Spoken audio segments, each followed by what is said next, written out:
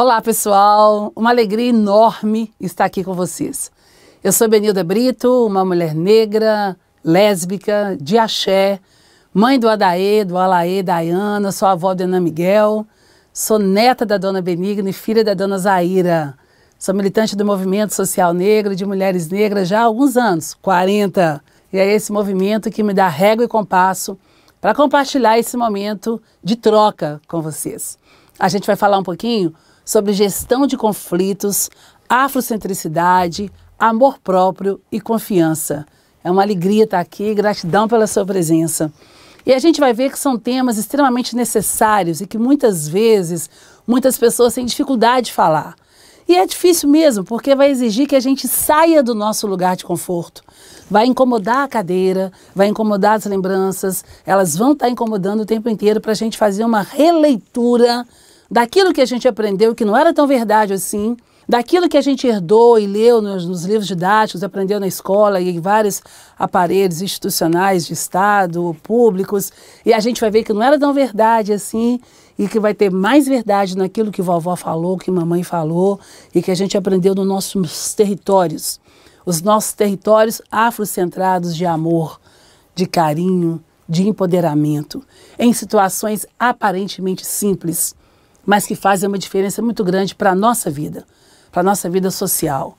É o que faz com que a gente levante a cabeça e se apresente enquanto pessoa. É o que faz a gente perceber que cada pessoa é uma pessoa. E por isso carrega os seus mundos, as suas histórias, os seus medos e os seus conflitos. É por isso que incomoda. É tirar os óculos, a lente daquilo tudo que foi congelado para a gente, para enxergar um novo mundo, novas esquinas, novos olhares. Todos os nossos encontros vão começar com o adinkra. Adinkra são símbolos africanos que vêm lá dos povos da África Ocidental. E olha que bacana, hein? Disseram que a cultura negra, a cultura africana era uma cultura iletrada. Como é que a gente pode ter feito uma das 7 maravilhas do mundo, que são as pirâmides do Egito, e dizer que a gente era um povo iletrado, que exigem cálculos matemáticos extremamente corretos e pensados? Além dos contos, além da matemática, além das ciências exatas, da agricultura, da pecuária, nosso povo também deixou várias escritas. Uma delas são os adinkras, que não precisa escrever textos enormes para passar conhecimento. A cultura africana é uma cultura de muita oralidade, é muito visual, é muito do sentimento. Por isso que a gente fala de cosmopercepções. Ela vai além da visão. É aquilo que a professora Leda Martins, lá da Universidade Federal de Minas Gerais, chama de afrografias. Como que a minha roupa africana reflete em você a minha identidade?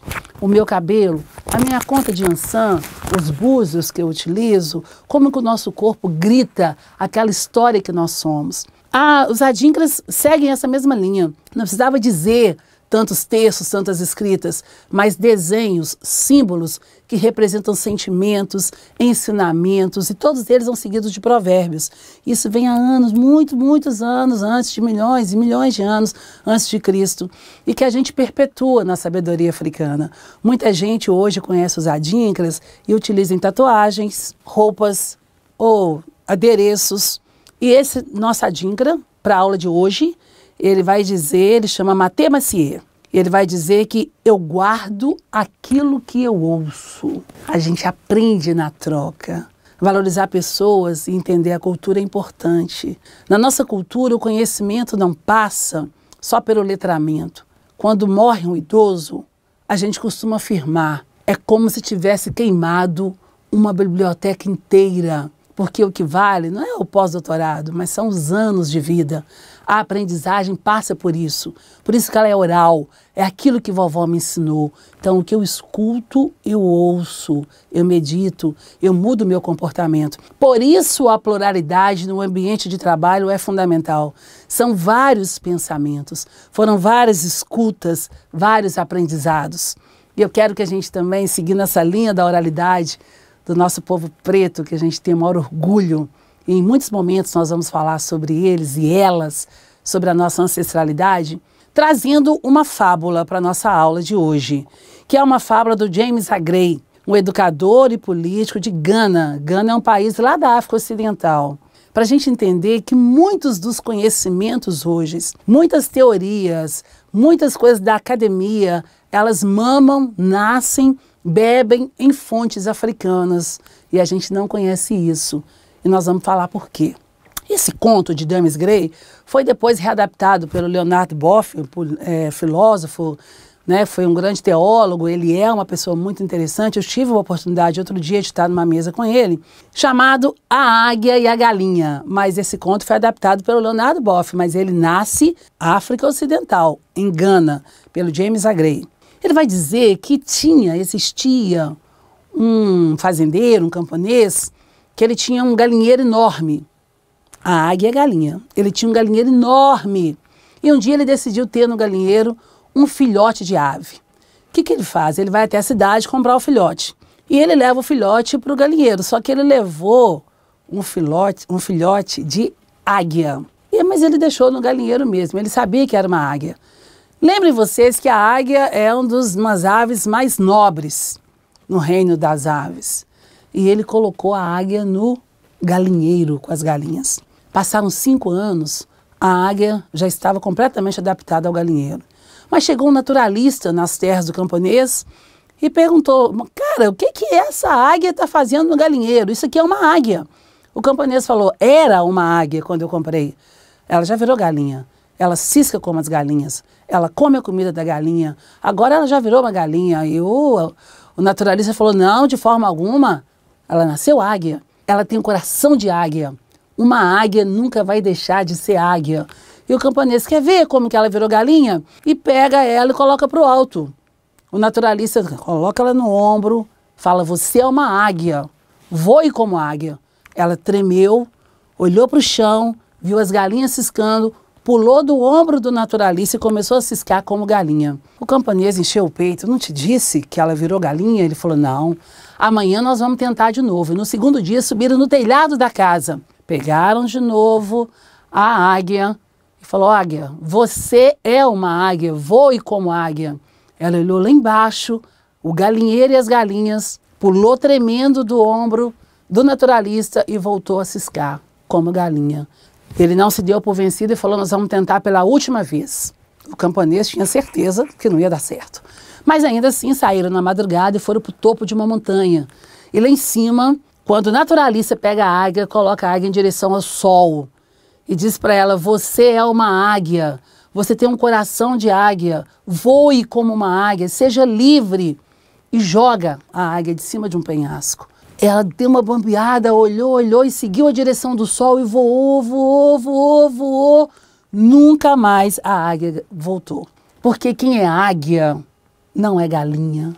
Os territórios que nos prendem, que querem fazer com que nós sejamos galinhas, são territórios que negam toda a nossa história e as nossas identidades, os nossos valores.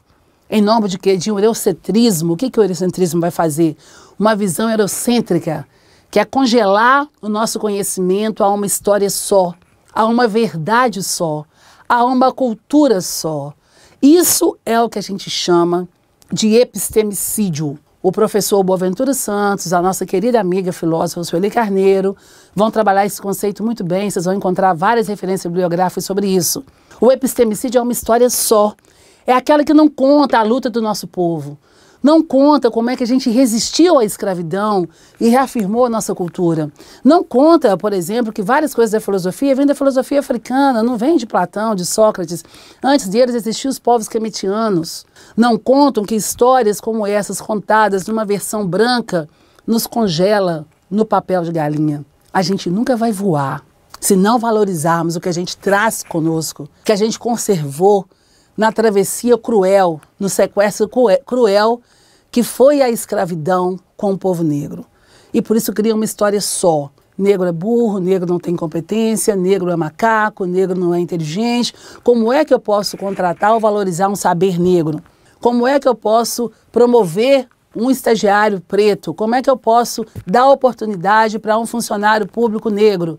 Esse imaginário nos congela para manter essa desigualdade que é o racismo. Cuidado com o epistemicídio. O epistemicídio ele é muito perigoso, porque ele traz uma história como verdade para manter uma hierarquia desigual, onde o único saber, a única competência, o único valor de desenvoltura no trabalho, nas habilidades ou nas aptidões, vem de um povo branco e congela o nosso povo preto no mesmo lugar. Esse é o primeiro conceito que eu queria que vocês pensassem muito e pesquisassem. O epistemicídio é o perigo de uma história só.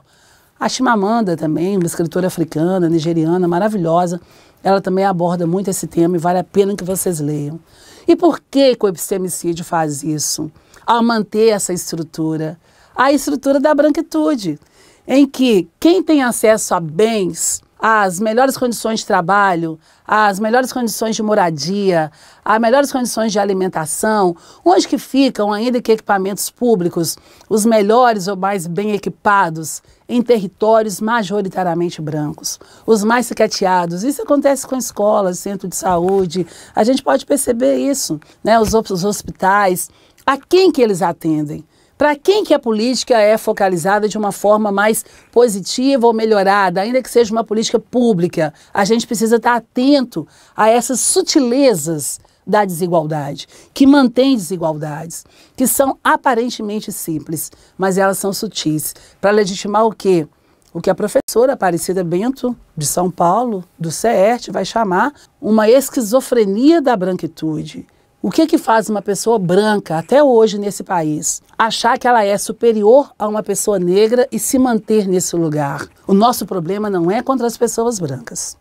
Eu tenho muitos amigos brancos, eu já namorei mulheres brancas, eu sou uma mulher lésbica, negra, mas a nossa luta é contra todas essas armadilhas que usam de sistemas jurídicos, políticos, públicos, sociais, religiosos, para garantir desigualdade, para garantir hierarquia, para garantir tratamento desigual. Então, atenção, a branquitude é um fenômeno onde pessoas que têm o mesmo tom de pele, claro, nariz afilado, cabelo liso, têm mais acesso a direitos, ainda que sejam na esfera pública.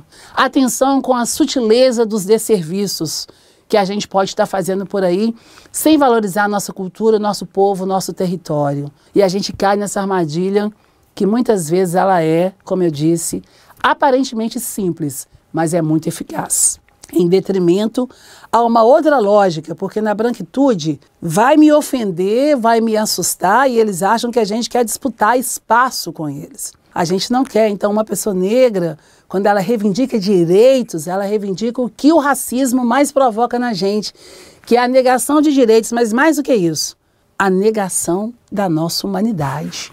Branco é humano, negro não é. Branco merece tratamentos bacanas, negro não. Branco sabe, negro não sabe. E são esses imaginários que são construídos ao longo da nossa vida. Tira os óculos, presta atenção. Olha o seu ambiente de trabalho. É um ambiente seguro? Tem respeito? Ou a gente ri do que a gente não conhece da história, das identidades, das particularidades do seu colega de trabalho ou do público que você está atendendo? São muitas sutilezas, a gente cai nela, a gente aprendeu que preto é feio, que preto é burro. Mamãe e vovó que ensinou o contrário. Olha para o espelho. E mamãe trançava meu cabelo, vovó trançava meu cabelo, dava um beijo na minha cabeça e falava assim, vai, você está pronta. Eu entendi, vó. Gratidão. Eu entendi, mãe. Você está pronta para a guerra. Você está pronta para enfrentar, porque a luta nossa contra essa branquitude elitista que garante seus privilégios e contra os mais variados tipos de racismo é uma luta cotidiana. A gente precisa estar aberto e atento para as armadilhas. E não há solução se a gente não nos fortalecermos juntos. Por isso esse projeto Umbuto é maravilhoso. Eu sou pelo que você é. É um outro conceito que eu quero trazer para essa aula, que é o bem viver. O bem viver é um conceito que vem dos povos indígenas, vem dos povos africanos, onde vai dizer que o mundo vai ser bom para mim se ele estiver sendo bom para todo mundo. Por isso que quando um jovem negro é assassinado na quebrada, desce todo mundo. Porque não se trata só da mãe daquele jovem negro com ele. É um menino preto que tem a ver com todo mundo. É por isso que quando um menino preto, uma menina preta tem uma ascensão no mercado de trabalho, a gente não corre e vai viajar para o exterior. A gente vai comprar o fogão da madrinha, vai pagar o livro da irmã, vai fazer a casa que a minha mãe sonhava, porque o nosso sentimento é coletivo. A nossa lógica é coletiva. A nossa ação é coletiva, ela não pode ser só para mim. A gente não aprendeu disputa, a gente aprendeu a partilha. Então, a minha amiga está com dificuldade na faculdade. Em que eu posso te ajudar? Vamos lá estudar juntas. Ah, eu estou com R$500 lá para pagar o aluguel, mas você está precisando? Não, vamos dividir aqui 250, pega um cheque especial. A gente vai criando estratégias alternativas de sobrevivência. Então, o nosso olhar, quem tem que pensar política é quem vive a não política. Quem vai criar uma política, vai administrar conflitos e vai ouvir as outras histórias é quem pode estar nesse lugar na gestão e que tem essa capacidade de escuta coletiva, uma percepção coletiva diferenciada, onde a gente consiga garantir um bem viver para todo mundo, e a política pública passa por aí. Ela precisa disso. E mais do que isso, os nossos ambientes de trabalho têm que ser ambientes seguros, porque a maior parte do nosso tempo nós passamos lá. Então, se eu chego para trabalhar com a minha roupa branca na sexta-feira, que é dia de Oxalá, que é o orixá da paz, é aquele que eu confio, que eu acredito, você não tem que ficar, Benilda macumbeira. Crie ambientes no seu trabalho onde você entenda as nossas diferenças, as nossas identidades. Procura conversar, procura conhecer. Por que toda quarta-feira ela usa vermelho? Porque é dia de minha mãe Ançã e para mim é importante, é quando eu me sinto segura com ela. Então vamos desmistificar o que o preconceito não nos permitiu, que é não conhecer o conceito. A gente precisa conhecer o conceito para saber de que a gente está falando, porque senão, gente, a gente vai cair no senso comum. E o senso comum é muito perigoso porque ele não tem argumento, ele não tem estratégia, ele não vislumbra mudança, ele reforça o que você ouviu de outras pessoas. Então é importante que nós estejamos atentos a essa pluralidade. Todas as empresas privadas já mostraram isso. Ambientes plurais são ambientes mais lucrativos. Lugares que eu me sinto bem com a minha identidade, em que eu posso dizer da minha segurança nesse lugar, me deixa mais feliz. Se eu estou mais feliz, é mais lucrativo, eu produzo muito mais. Eu tenho mais capacidade criativa. Eu não vou sair falando que eu namoro o João se a minha namorada é a Tereza. Eu posso dizer assim, nossa, a minha companheira não está bem e eu preciso ir embora mais cedo. Porque o que vale nessas relações, o respeito a essas pessoas. Pessoas não são coisas. E os conflitos, os sentimentos não têm que ser banalizados. Eles têm que serem discutidos e buscar alternativas coletivas. Não é chegar ditando regras. E no serviço público isso é muito comum, porque são concursos que vão medir não a sua capacidade de liderança, de gestão, mas que vão medir um conhecimento técnico, que não tem nada a ver com isso, que muitas vezes viola e esconde a sua herança ancestral. Vamos agir com o coração, vamos pegar o conhecimento ancestral, vamos mudar a realidade e vamos reafirmar, nós não somos galinha. Recentemente, eu tive um debate com Ayrton Krenak, que é um indígena sensacional, muito conhecido, e ele escreveu, sugiro que vocês leiam, Ideias para Acabar com o Fim do Mundo. E muito interessante porque ele dizia na mesa comigo, olha, Benilda, eu acho que o mundo já está um caos, o mundo já caiu na ribanceira, o mundo não tem mais solução. A gente não respeita a ancestralidade, não respeita a natureza, não respeita as pessoas, não respeita as diferenças. A gente está caindo em um fosso, ele dizia, em um grande buraco. A gente está caindo num buraco sem fim. E para que a gente não tenha uma queda tão radical, para que não machuque tanto no final do fosso, ele sugere que a gente crie paraquedas coloridos para amenizar a queda. E o que são os paraquedas coloridos que ele me ensinou? Aprendi com os povos indígenas Krenak. É uma gratidão, é um olhar diferente, é uma acolhida, é uma escuta, é dar oportunidade, é o respeito, é a nossa ética. Pensa nisso. Quais paraquedas coloridos você tem conseguido construir? Não é só para a vida dentro do campo da política pública, mas na sua relação com o outro, com o seu vizinho, no seu bairro, no boteco, na faculdade, na sua igreja, com seus amigos, sua família. Quais são os paraquedas coloridos que te motivam a acreditar que a nossa queda vai ser menos pesada no final do poço?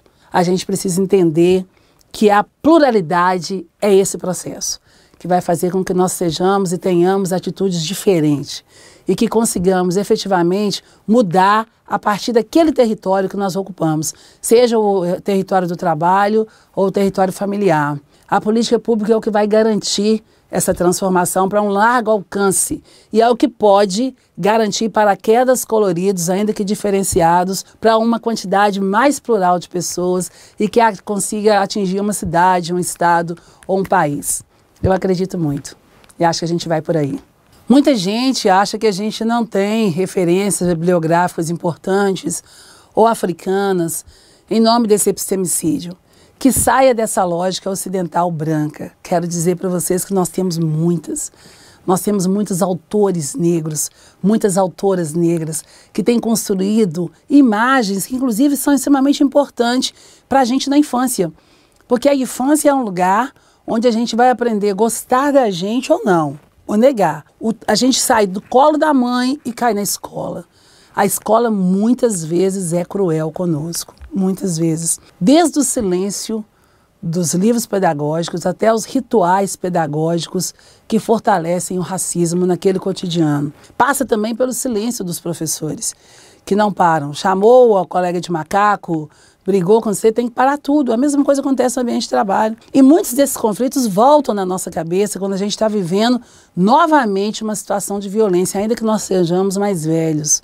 Mas a escola, se nós tivéssemos acesso ao livro de história e na 5ª série, né, no ensino fundamental, a gente conhecesse as histórias dos quilombos, as histórias dos povos africanos, a luta, a resistência, ao invés do que a gente aprende, que quem lutou foram os indígenas, os negros não conseguiram lutar, os negros são fracos, aí vê o nosso povo na senzala, no pelourinho, amarrado no tronco, dá uma raiva. A gente ficava pensando, que vergonha, por que vocês não lutaram? Só mais tarde é que a gente vai aprender quem que eram os quilombos, quem eram os heróis, quais eram as revoltas. Então a gente cresceu não conseguindo olhar a nossa identidade, não entendendo o nosso cabelo, porque o epistemicídio não deixa. Importante se a gente tivesse acesso desde pequenininho a imagens positivas de negros e negras, a beleza negra, não só na escola, estou pegando uma política pública como exemplo, mas onde aparece na campanha do Natal, do agasalho, a criança negra catarrenta, vamos fazer uma obra social, tá, o negro comendo lixo. Não, gente. As propagandas, as campanhas também dos nossos serviços públicos têm que valorizar a nossa raça, a nossa imagem preta. A gente tem que acostumar a ver um chefe preto e achar normal. Aquele gerente que cuida daquela área financeira é uma pessoa negra e é normal, porque o Brasil é o 2º país de maior população negra do mundo.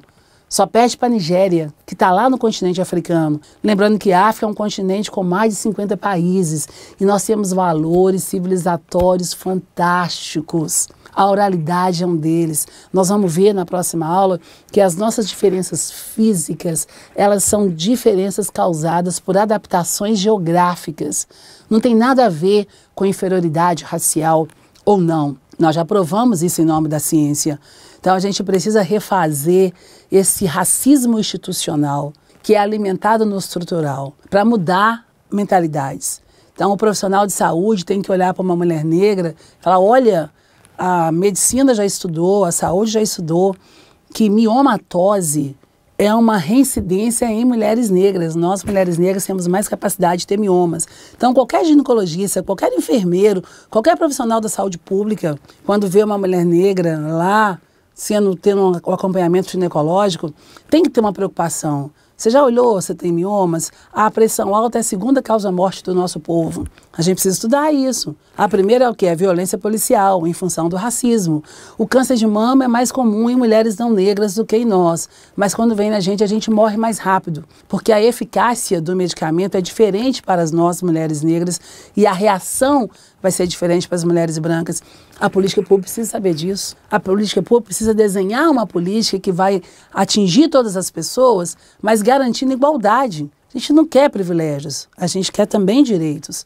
Então, tem que se pensar como é que treina a segurança pública para não matar os nossos meninos na rua, não achar que o preto correndo é ladrão, o preto parado é suspeito, correndo é ladrão. Mudar esse imaginário passa pela lógica de quem pensa a gestão, de quem pensa a política, de quem pensa o plural, mas principalmente de quem vive. Nós precisamos garantir mais pessoas negras em cargo de poder, que possam pegar na caneta para fazer um desenho a partir daquilo que é real, da vivência que ela já viveu, das experiências que ela tem, porque Quem sente sabe as demandas. Então, os serviços urbanos têm que pensar na Secretaria de Esporte, fazer parques públicos nas favelas, nas periferias, uma vez que a gente não tem condições, muitas vezes, de sair para a quebrada, para ir para o centro da cidade. Então, vamos pensar numa academia que, primeira infância, essa mãe tem que trabalhar. A maioria das mulheres chefes de família são mulheres negras. Onde é que esses meninos estão ficando? Então, a gente precisa ter consciência de uma realidade plural, de pessoas plurais, de direitos iguais para garantir igualdade. Nós vamos discutir isso no próximo encontro. A gente vai falar de discriminação positiva. Como é que eu trato as pessoas de forma desigual para conseguir igualdade? E esse é um papel da política pública. Se você se dispôs a estar nesse lugar, pensa com carinho até onde vai essa disposição. Se você tem um comprometimento de enfrentamento ao racismo, porque acreditem, quem não luta contra o racismo, luta a favor dele. E não existe neutralidade nesse lugar, principalmente para quem mexe com a gestão pública, que vai impactar em tantas pessoas. Olha o nosso povo preto com carinho, porque historicamente nós fomos cerceados, impedidos, invisibilizados diante da política pública. Vamos mudar essa história? A gente pode fazer isso. Nosso povo não é galinha.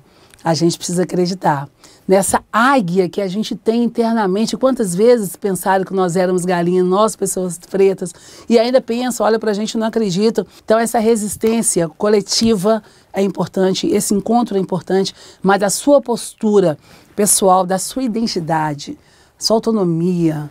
Eu sou uma mulher preta, eu sou neta de Dona Benigna. Isso é fundamental para resgatar a nossa identidade, garantir a nossa história e fazer a diferença no mundo. Gente, hoje nós falamos então sobre alguns conceitos extremamente importantes para essa discussão dos conflitos, que são o epistemicídio, a gente falou muito sobre a branquitude, nós trabalhamos também o tema do bem viver e trouxemos também contribuições dos povos Krenaques nos paraquedas coloridos de Ayrton Krenak. Mas eu trouxe também e quis muito discutir a história da águia e da galinha para reafirmar a nossa humanidade. Ninguém tira de um nagô o seu sentimento humano, a sua história, a sua origem, a nossa luta.